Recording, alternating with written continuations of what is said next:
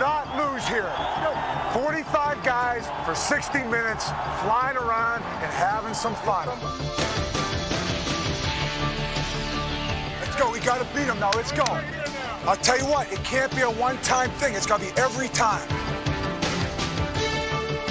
In 1992, Pittsburgh area native Bill Cowher returned to his hometown and watched his city come alive with a renewed sense of pride in its football team. A new generation became part of the team's best regular season in more than a decade. A season built on high intensity and high energy football. Hey, listen, don't let anything lay in the locker room. Just go out there, let's have some fun, playing football our style. We control the tempo of this football game today. Now let's go. The snap to O'Donnell. O'Donnell cranks, throws. Downfield, the ball is caught brilliantly by Ernie Mills. He is into the end zone for a touchdown. And he got the big six. We gotta get a killer instinct in this. Put teams down, get this game in our pocket early. Let's go. And a deep handoff going to Foster, comes over the left side of 15, the 10, the 5. Look out, there he goes. Touchdown! Foster breaking over the left side, galloping, angling out to the left just a bit, eluding everybody in the secondary. Foster shook loose and ran like a demon. We gotta rush the quarterback relentlessly. Relentlessly, let's get after their ass and stop them. Let's go.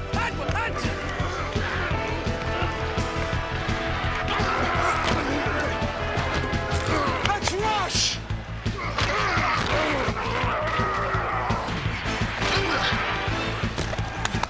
Rush!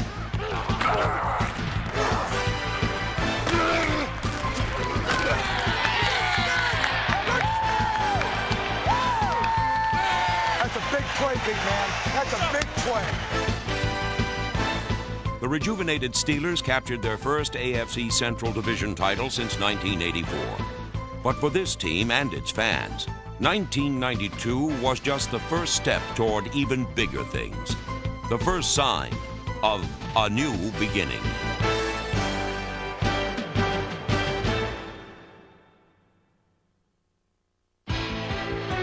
The Bill Cowher era began with the toughest of tests. An opening day trip to the Astrodome against the division rival Oilers, a team most experts had picked to run away with the AFC Central race. Early on, those experts appeared to be right. But what no one had counted on was the surprising resolve of these young Steelers and some surprising play calls from their young coach. And Mark Royals standing at his own 40. Oh, the rush, and he's passing downfield. And he completes the pass, pulled in by Warren Williams, galloping to 20, to 15, to 5. Whoa-wee! That was Royals throwing the pass. Williams was wide open over the middle, and Williams takes it to the Houston 1. That was absolutely a great call.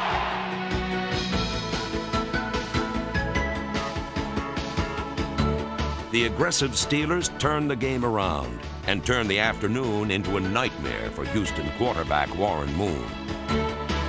The Steelers forced Moon into 5 interceptions, 2 each by number 26 Rod Woodson and safety Larry Griffin, who second of the day clinched the comeback victory.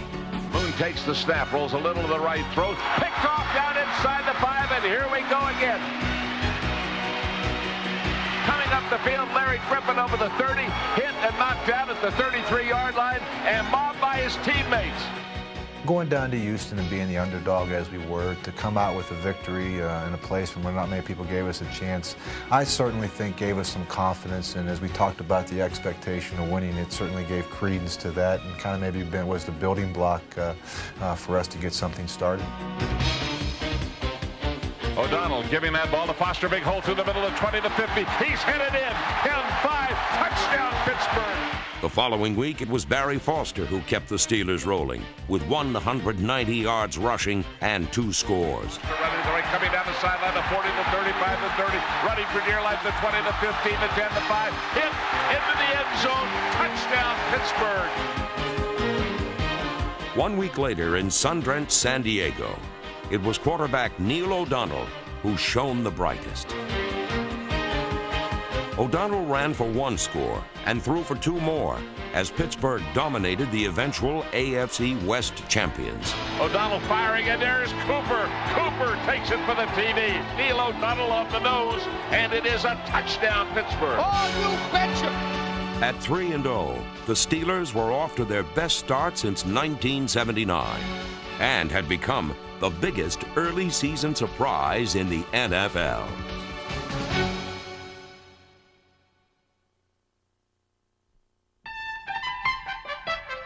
The Steelers' early success had the eyes of the football world focused on Pittsburgh, as previously unknown players introduced themselves to the rest of the NFL. Welcome to the show. My name's Barry Foster. Let's see what happens.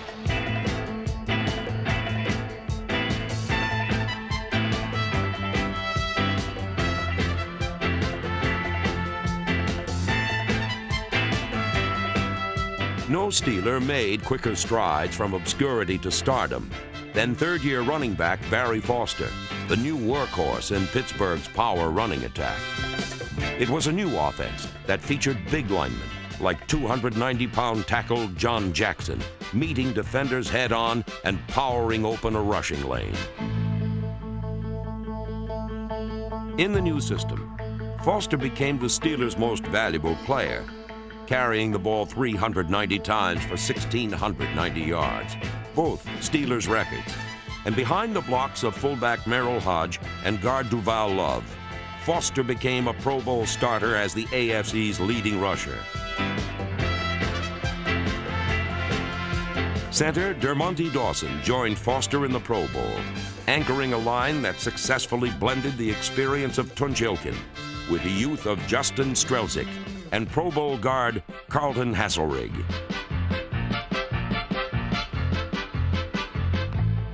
Power blocking and power running became the foundation of the Steelers' offense, and when it was working, it made scoring look easy. Goal line. You okay?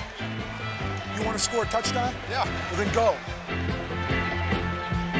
First down 10. Hand off to Foster to the middle. He's open. He's in the end zone. Touchdown, Pittsburgh. And they could have driven a truck through that hole. It's a system that puts a premium on running the football, which is an offensive line we love to do.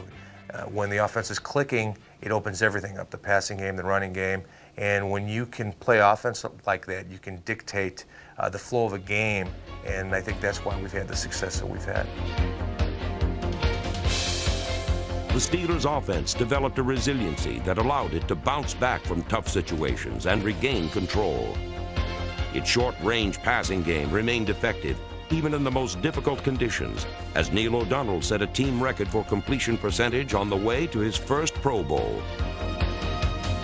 O'Donnell spread the ball to a variety of emerging young targets, like tight end Adrian Cooper, Leroy Thompson, Ernie Mills, and leading receiver Jeff Graham, number 81.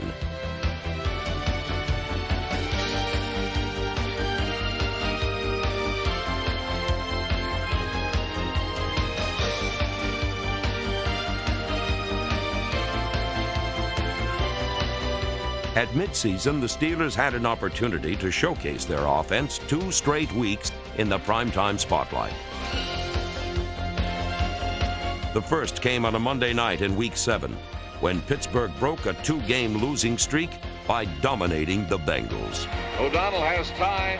Going downfield to Stone. Touchdown, Pittsburgh. They threaded the needle. Dwight Stone caught 2 touchdown passes in the shutout victory. And 1 week later, before a Sunday night national TV audience, the Steelers would truly find out how far they'd come against the heavily favored Chiefs and the Tomahawk Chop. 7:19 to play in the first quarter. Barker's kick. Wobbling. Not too good. And up comes Woodson. Bobbles it at the 22. Gets it back up at the 25, the 30. Here he comes. Up over the 50, the 45, the 40, the 30, down to the 20. He's going. 10, 5, touchdown Pittsburgh. Woodson came right through Kansas City like water through a sieve. Rod Woodson opened the floodgates, and the Steelers poured through all night. Foster barrels over the right side into the end zone. Touchdown Pittsburgh. What a move by Foster. What a job by the line up ahead of him. Again, Foster's the lone setback, and a fake by O'Donnell. Fires the pass into the end zone for the touchdown. The Steelers had proven they could play with anybody. And while they had caught fire in Kansas City, their season would reach the boiling point the following week in a showdown with the Oilers. One of them days, brother. You one of them days. Got a game you want to play in here. With both teams at 5-2, this was a battle for control of the division. And for a while, it appeared those experts who liked Houston were right all along.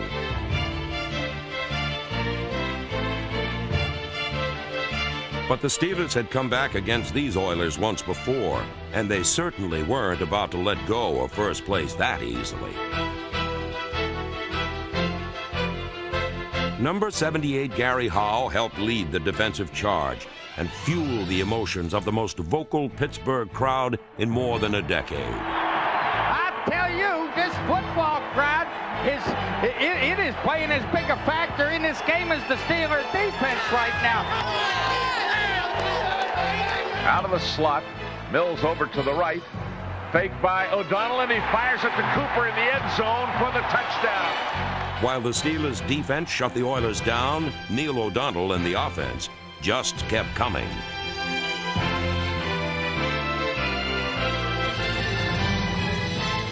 Eric Green's first down conversion on 3rd and 16 was the key play in Pittsburgh's drive toward the go-ahead score. Let's go, that's it! That's the way to move it! Oh, get that big 6. And O'Donnell with a play fake to the left. This direction, fires into the end zone. And the touchdown as he hits Green down at the end line. Beautiful fake by O'Donnell. The Steelers held on, and for the rest of the season, the AFC Central would belong to Pittsburgh. Hey, baby, respect, baby! Respect! We own the division, baby! It's our God! Here we go, swing on squad! One play at a time, communicate, make sure you and Darren are on the same page. Fly around and hit some people, have some fun, play with some high intensity. By midseason, the enthusiasm of the Steelers' young first-year coach had become as big a hit with the fans as it had with the players. Let's go now. We got it covered. We got it covered. Read the ends. Come hard backside, Charles. You can make the play. Cowher's intensity was transferred to special teamers like Warren Williams and Jerry Olszewski. Charles Davenport and number 99, Levon Kirkland, also showed the same passion that their coach had once displayed during his special teams career. The best coverage team in the National Football League. He wants to go out there and play. I mean, he's a young guy, he's a big guy, aggressive, and he just sometimes it seems like he just wants to run out in that field and make a tackle and hit someone. That's the type of personality he does have. Hey, I'm gonna tell you, when we call Don, you get outside the tight end. If you want to get a two-point stance, you get where you feel like you can rush the quarterback. You understand? Yeah. Rush the quarterback. Let's go now. Relentless, Greg. You gotta keep going. You gotta be relentless. Just gotta keep going, Jay. You gotta keep going. Gotta keep rushing. Gotta keep rushing.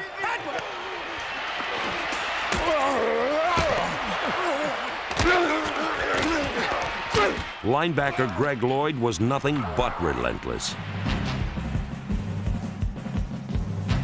Lloyd led the team in forced fumbles, recoveries, and sacks, and seemed to possess a built-in radar that allowed him to seek and destroy whoever had the ball. Lloyd made his second trip to the Pro Bowl, and in 1992 was complimented by another lightning-quick linebacker, number 57, Gerald Williams.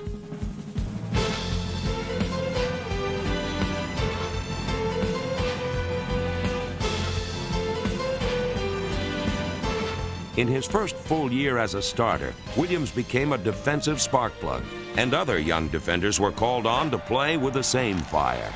I want you to challenge your ass when we're involved in man-to-man. You understand me? Yes. I don't give a shit if you get beat. Challenge.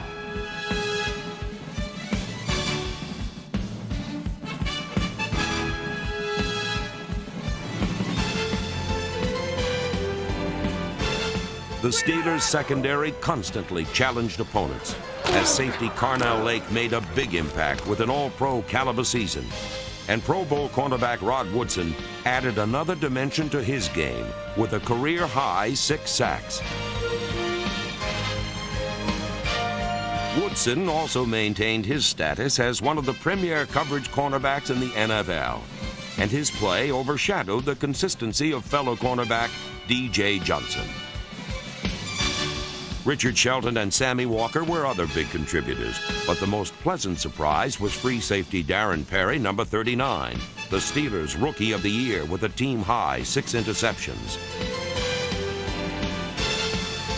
Overall, Pittsburgh's intensity created a bounty of opportunity, as the Steelers led the NFL with 43 takeaways. The Steelers constructed major roadblocks on their opponent's road to the end zone, as no team in football allowed fewer touchdowns than Pittsburgh. O'Brien is back again. Uh-oh, his pass is picked off. This is Larry Griffin coming down the field with the ball. He's to the 30, the 20, the 10, the 5. Touchdown, Pittsburgh. The Steelers' opportunistic defense helped turn the tide in several ball games, including a Week 10 contest with the Lions.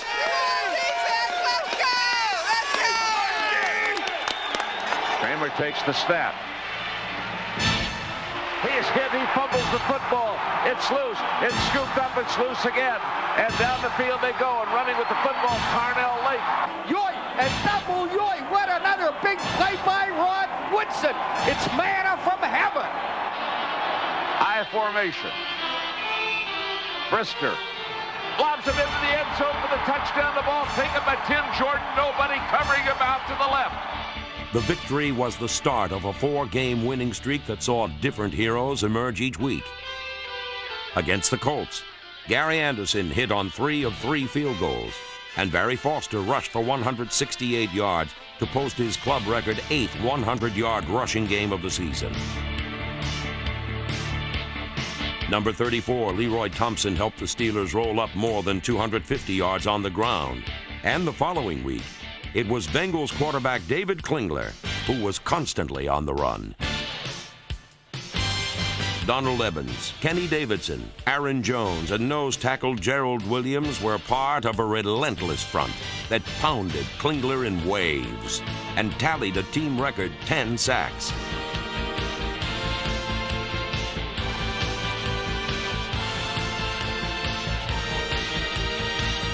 Number 50, David Little, had 3 sacks alone, and the team's leading tackler, Hardy Nickerson, added another. The Steelers' record-setting show of defensive muscle was complemented by some heads-up special teams. And here's a bad snap, and I'm not sure what happened, but the Steelers have the football, and firing down the field, there's a touchdown, Pittsburgh. Charles Davenport fielded it on a dead run, and it was clear sailing all the way. Touchdown Steelers, the Big 6.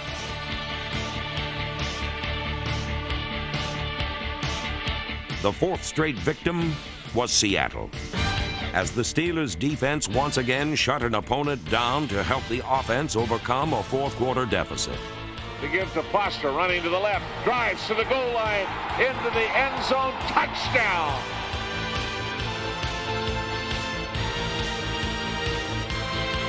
It was week in, week out team consistency that had kept the Steelers atop the AFC Central. And in the regular season finale, they rallied behind backup quarterback Bubby Brister for yet another crucial victory.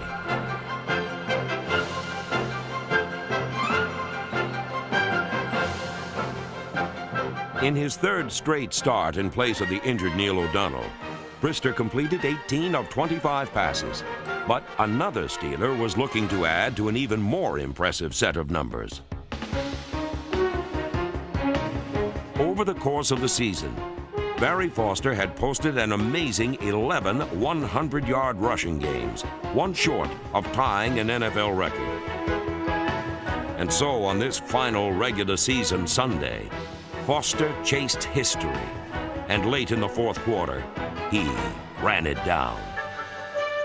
And to give to Foster. Now he gets a block, comes to the outside, and he's running upfield across the 25.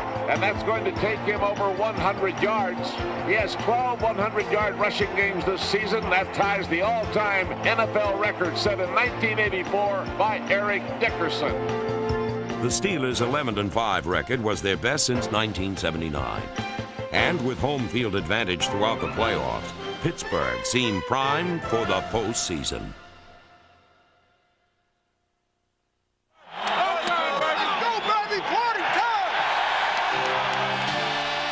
The city was alive for Pittsburgh's first home playoff game since 1982, and the Steelers were determined to make it worth a wait.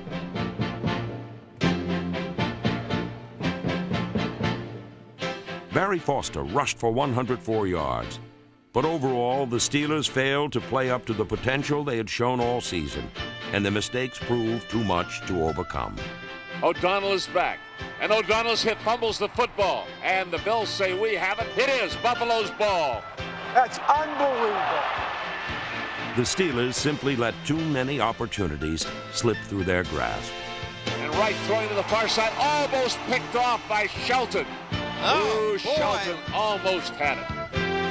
The playoff loss was a painful reminder of how difficult it is to maintain a consistent level of excellence. And it is a lesson the Steelers can build on in the upcoming season.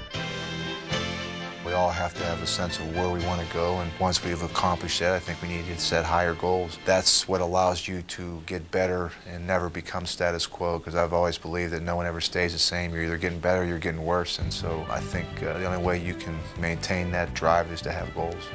Bill Cowher's goals are no different than that of his predecessor, Chuck Noll, whose 4 Super Bowl victories have earned him a place as a 1993 inductee into the Pro Football Hall of Fame. Noll helped electrify a generation of Steelers fans, and that same electricity has been reborn in a new generation. You know, it feels great to play games at home because it's like the old days from what I hear in the 70s when they were dominating back then. The city of Pittsburgh's on fire. These people are really pumped up for the season, and we're a very young football team. I believe we're going to get better in time. You want emotion? Watch his football team play football for 60 minutes. Okay. We'll show you emotion. We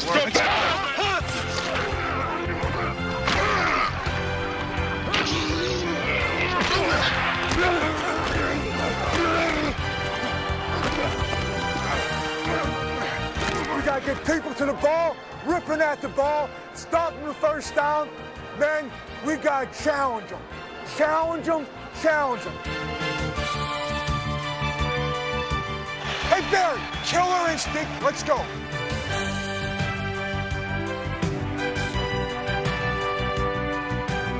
I sense a lot of pride here, man. I'll tell you what, you're the best in the National Football League. That's the way you got to think.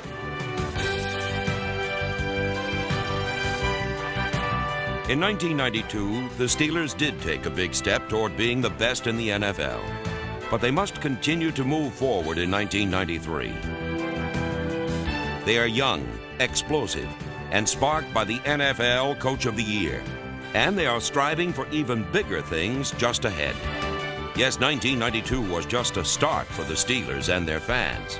One remarkable season that successfully signaled a new beginning.